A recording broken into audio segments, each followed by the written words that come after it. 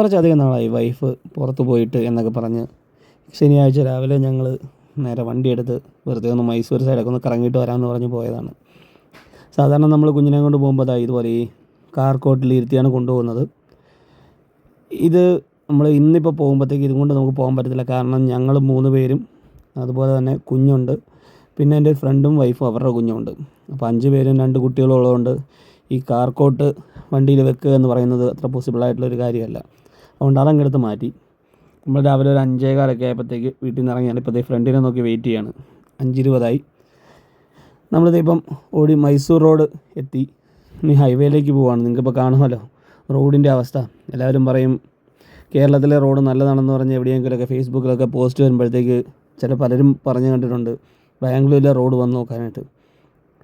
ബാംഗ്ലൂരിലെ റോഡിൻ്റെ അവസ്ഥ നോക്കി എങ്ങനെയായിരുന്നെന്ന്. നല്ല രീതിയിലുള്ള കുണ്ടും കുഴിയും എല്ലാം ഉണ്ട്. പോരാത്തതിന് സൈഡിൽ മെട്രോ പോകുന്നു. ഈ മെട്രോയുടെ താഴെ ഉള്ള തൊട്ട് ചേർന്നുള്ള ഭാഗത്തൊക്കെയാണെന്നുണ്ടെങ്കിൽ വലിയ വലിയ കുഴിയുണ്ട്. വേറെ ഒന്നല്ല, ഈ വെള്ളം മെട്രോ ട്രാക്കിൽ നിന്നുള്ള വെള്ളം ഒഴുകി വീഴുന്നത്. അപ്പോൾ നമ്മളിത് ഈ പറയുന്ന ബാംഗ്ലൂർ മൈസൂർ എക്സ്പ്രസ് വേയിലേക്ക് പയ്യെ കയറാൻ പോവാണ്. നല്ല രീതിക്ക് ടോൾ കൊടുത്താണ് പോകുന്നത്. അല്ലാത്തവർക്ക് സർവീസ് റോഡിൽ കൂടെ പോകാം. കുറച്ച് സ്പീഡ് ബ്രേക്കറും അതുപോലെ തന്നെ ക്രോസിങ്ങും ഒക്കെയുള്ള ഒരു സർവീസ് റോഡ് ആയതുകൊണ്ട് തന്നെ ഞങ്ങൾ അതിലേ പോയില്ല, നേരെ ഹൈവേ തന്നെയാണ് എടുക്കാൻ പ്ലാൻ ചെയ്തത്.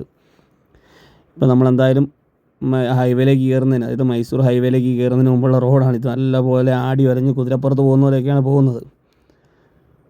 അങ്ങനെ നമ്മൾ ഹൈവേയിലേക്ക് കയറേണ്ട ഭാഗം വന്നു. ഇത് കാണാം, ലെഫ്റ്റ് സൈഡിൽ കൂടെ സർവീസ് റോഡിലേക്ക് വണ്ടി പോകുന്നത് കാണാം. ഇവിടെ എഴുതി വെച്ചിട്ടുണ്ട് ഓട്ടോ, ബൈക്ക്, ട്രാക്ടർ ഇതൊന്നും പ്രവേശിക്കരുതെന്ന്.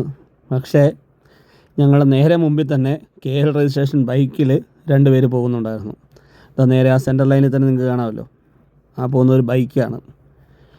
അപ്പോൾ ഇത് എഴുതി വെച്ചിട്ടുണ്ട് welcome to Bengaluru Mysuru highway എന്നൊക്കെ പറഞ്ഞ് ഇത് എഴുതി വെച്ചിട്ടുണ്ട്.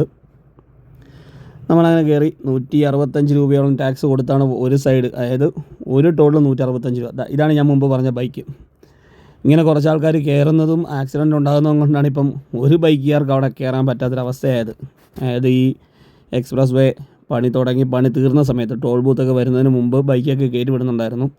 പിന്നെ ചിലർക്കുണ്ടല്ലോ ബൈക്കിൽ കയറി ഇരുന്ന് കഴിഞ്ഞാൽ ഈ റോഡ് അവരുടെ തറവാട്ട് സ്വത്താണെന്നുള്ള രീതിയിൽ വണ്ടി ഓടിക്കുന്ന കുറേ ആൾക്കാർ, അങ്ങനെയുള്ളവർ പോയി ആക്സിഡൻ്റൊക്കെ ഉണ്ടാക്കിയത് കൊണ്ടാണ് ഇപ്പോൾ അതിലെ ബൈക്കും ഒന്നും കയറ്റി വിടാത്തത്. ഇടക്കാലത്ത് ആദ്യമൊക്കെ ബൈക്ക് കയറ്റി വിടുന്നുണ്ടായിരുന്നു. അപ്പോൾ നമ്മൾ ടോളിൽ കയറി. ഇവിടെ ഒരു ചെറിയ പ്രശ്നമുണ്ട്. ആ ഫ്രണ്ടിൽ കിടക്കുന്ന വണ്ടിയിൽ അയാളുടെ ഫാസ്ടാഗ് സ്കാൻ ആവുന്നില്ല. നമ്മൾ നേരെ അതിൻ്റെ പുറകെ കൊണ്ട് നിർത്തി വീണ്ടും റിവേഴ്സ് എടുത്ത് അടുത്ത കൗണ്ടറിലൊക്കെ പോയിട്ടാണ് നമ്മൾ പോയത്. അപ്പോൾ നമ്മൾ രാവിലെ ഒരു 8:30 ആയപ്പോഴത്തേ മൈസൂരെത്തി. പഴമയൊക്കെ വിളിച്ചോന്ന രീതിയിലുള്ള സംവിധാനങ്ങളൊക്കെ, അതായത് ബിൽഡിങ്സും എല്ലാം ഉള്ള മൈസൂർ. നമ്മളിവിടെ വന്നു. ഇനിയിപ്പോൾ മെയിൻ ആവശ്യം എന്ന് പറഞ്ഞാൽ ഫുഡ് കഴിക്കുക എന്നുള്ളതായിരുന്നു. പക്ഷേ നമ്മൾ ആദ്യം പ്ലാൻ ചെയ്തത് മൈസൂർ വന്നിട്ട് ഫുഡ് കഴിക്കാമെന്നായിരുന്നു. പക്ഷേ അതിന് മുമ്പ് തന്നെ ഇടയ്ക്ക് വെച്ച ഒരു ഹോട്ടൽ കണ്ട് നമ്മളവിടെ കയറി ഫുഡൊക്കെ കഴിച്ച് ഇനിയിപ്പോൾ ഈ സിഗ്നലിൽ നിന്ന് നേരെ നമുക്ക് റൈറ്റിലേക്ക് തിരിഞ്ഞ് പോകാം. നമ്മൾ പ്ലാൻ ചെയ്തത് മൈസൂരാണെന്ന് ഞാൻ പറഞ്ഞായിരുന്നല്ലോ. പക്ഷേ മൈസൂർ വന്നു കഴിഞ്ഞാൽ ഈ 2 കുഞ്ഞു പിള്ളേരെ കൊണ്ട് വന്നിട്ട് എന്ത് കാണിക്കാനാണെന്ന് വിചാരിച്ചിട്ട് അടുത്ത പ്ലാൻ ഇട്ടു. നേരെ നമുക്കെന്നാൽ ഗുണ്ടൽപേട്ട് പോയി പൂപ്പാടം കാണാമെന്ന്. നേരെ ഗുണ്ടൽപേട്ടോട്ട് വിട്ടു. ഇപ്പോൾ ഈ ഗുണ്ടൽപേട്ട് പോകുന്ന റൂട്ടാണിത്. അതിനിടയ്ക്ക് എൻ്റെ ഫ്രണ്ടിനെ ഞാനിങ്ങനെ കാണിച്ചതാണ്. ഇതാണ് ഗോപാലസ്വാമി ബേട്ടായിലോട്ട് പോകുന്ന വഴി. ഞങ്ങളവിടെ കുറച്ച് തവണ പോയിട്ടുള്ളത് കൊണ്ടും കുട്ടികളെ കൊണ്ട് ഇപ്പോൾ പോകുന്നത് ബുദ്ധിമുട്ടായതുകൊണ്ടും അങ്ങോട്ട് നമ്മൾ കയറിയില്ല. പൂപ്പാടം കാണാൻ വേണ്ടി വീണ്ടും വിട്ടു. ഈ വന്ന വഴികളിലൊന്നും പൂപ്പാടം കണ്ടില്ല. ഒരിടത്ത് കണ്ടു, കുറച്ച് ഒരു 5-6 പൂ നിൽക്കുന്നത് മാത്രം കണ്ടു, അതായത് സൂര്യകാന്തി പൂ. അതുകൊണ്ട് നമ്മൾ അടുത്ത പ്ലാൻ വീണ്ടും ചേഞ്ച് ചെയ്തു. നേരെ ബന്ദിപ്പൂർ നാഷണൽ പാർക്ക്. അവിടെ പോയി കഴിഞ്ഞാൽ ഫ്രണ്ടിൻ്റെ കുഞ്ഞിനെ എന്തെങ്കിലുമൊക്കെ മൃഗങ്ങളെയൊക്കെ കാണിക്കാമല്ലോ എന്ന് വെച്ച് അങ്ങനെ പോകുന്നതിനിടയ്ക്കാണ് ഇത് കണ്ടത്. നടുക്കൊരു ക്ഷേത്രവും 2 വശത്ത് റോഡ്. നമ്മുടെ നാട്ടിലിങ്ങനെ ഞാൻ കണ്ടിട്ടില്ല കേട്ടോ. ഇതുകൂടാതെ ഞാൻ ഇതിനു മുമ്പ് കണ്ടത് ഗോകർണയ്ക്ക് പോയപ്പോഴാണ് റോഡിൻ്റെ നടുക്കൊരു അമ്പലം കണ്ടത്. അപ്പോൾ ഞങ്ങളിങ്ങനെ ഇവിടെ വീണ്ടും പോവാണ്, ബന്ദിപ്പൂരേക്ക് പോവാണ്. ഈ പോകുന്ന വഴിയെല്ലാം ഒരുപാട് സ്ഥലങ്ങളിൽ ഈ ബോഗൻവില്ല നല്ല പൂത്ത് നിൽപ്പുണ്ട്. നമ്മുടെ നാട്ടിൽ കാണുന്ന പോലെ ഒരു മങ്ങിയ കളറല്ല, എല്ലാത്തിനും നല്ല കളറുണ്ട്. ചുവപ്പ് കാണാം, വയലറ്റ്, മഞ്ഞ, അങ്ങനെ പല കളറിലുള്ള ബോഗൻവില്ല. ഇപ്പോൾ നമ്മൾ ബന്ദിപ്പൂരേക്കുള്ള എൻട്രൻസ് ആണ്. ഇവിടെ അവർ ചെറിയൊരു ഫീസൊക്കെ കളക്ട് ചെയ്യുന്നുണ്ട്. നമ്മളത് ഫാസ്റ്റാഗിൽ നിന്ന് തന്നെ എടുത്തു. നമ്മളിപ്പോൾ നേരെ കയറണം. അവരെന്തോ ഗ്രീൻ ടാക്സോ അങ്ങനെ എന്തോ പറഞ്ഞിട്ടാണ് ആ പൈസ എടുക്കുന്നത്. നമ്മളെന്തെങ്കിലുമൊക്കെ മൃഗങ്ങളെ കാണാമെന്നൊക്കെ കരുതി ഇങ്ങനെ അങ്ങ് കയറി കഴിഞ്ഞാണ് നമ്മൾ കുറച്ചങ്ങ് ചെന്നപ്പോഴാണ് ശ്രദ്ധിക്കുന്നത് ഈ കാടിൻ്റെ ഇരുവശം, അതായത് നമ്മളീ പോകുന്ന റോഡിൻ്റെ ഇരുവശത്തുള്ള കാടിൻ്റെ സൈഡ് ഇവർ തീ കത്തിച്ചിട്ടുണ്ട്. അതായത് പെട്ടെന്നൊരു തീ ഉണ്ടായി, കാട്ടുതീ ഉണ്ടാകുന്ന തടയാനൊക്കെ ആയിട്ടാണെന്ന് തോന്നുന്നു. അങ്ങനെ തീ കത്തിച്ചിട്ടുണ്ട്. ഇവിടെ ഒന്നുമല്ല, കുറച്ചുകൂടി ഉള്ളിലേക്ക് പോകുമ്പോഴാണ് അങ്ങനെ.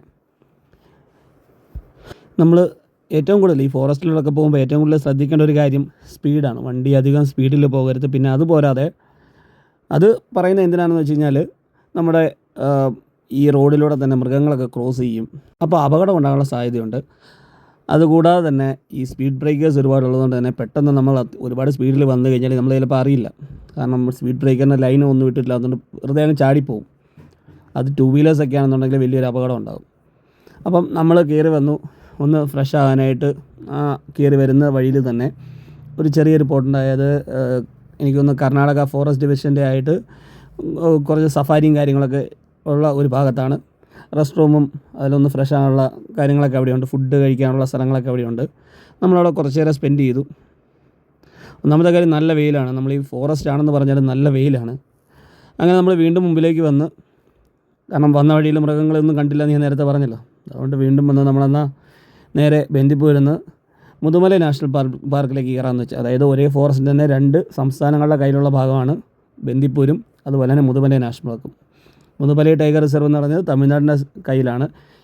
ഇപ്പോൾ കണ്ട ആ ഒരു പാലം കയറി ഇറങ്ങുന്നതിന് മുമ്പ് തന്നെ നിങ്ങൾക്ക് മനസ്സിലാവും ആ 2 സംസ്ഥാനങ്ങളിലെയും റോഡിൻ്റെ ക്വാളിറ്റി വ്യത്യാസം.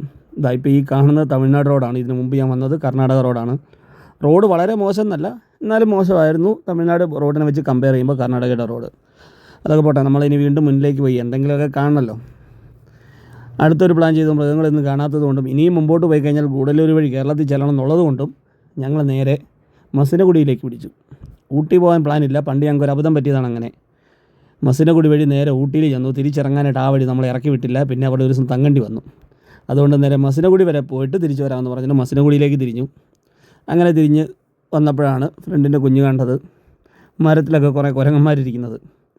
പുള്ളിക്കാരിക്ക് കുരങ്ങനെ കാണാമെന്നൊക്കെ പറഞ്ഞ് കുറച്ച് നേരം നമ്മളവിടെ വണ്ടി നിർത്തി. പിന്നെ അത്യാവശ്യം വേണ്ട, കാരണം കുറേ നേരമായി ഫുഡ് കഴിച്ചിട്ടെന്ന് പറഞ്ഞിട്ട് കുഞ്ഞുങ്ങൾക്ക് ഫുഡൊക്കെ കൊടുത്ത് നമ്മളിങ്ങനെ നിൽക്കുകയാണ്.